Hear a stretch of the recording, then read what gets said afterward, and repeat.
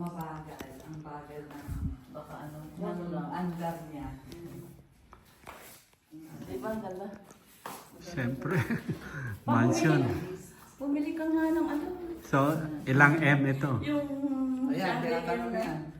Ilang M? Wala pa ba kayo? Wala. Chandelier?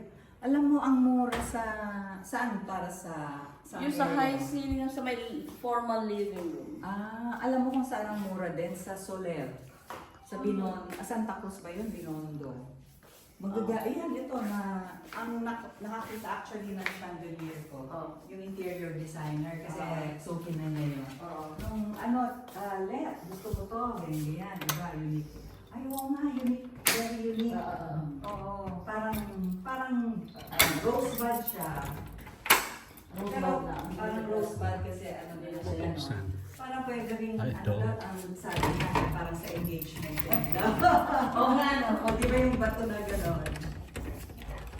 Ay, huwag mo sirain. Ay, sa kabila yata. Ito gawin mo Hector, sa bahay mo, isang patio sa kabila, isang patio Oo. sa kabila. Yan. Pala. Thank you. Yung mga Alam mo, sale ito nung nakuha ko.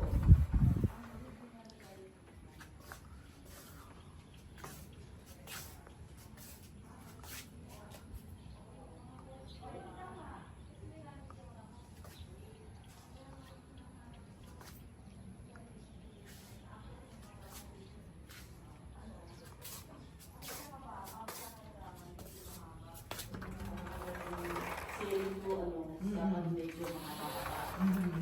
Okay, tama yung price. Oo. Sa Sila na nag-install.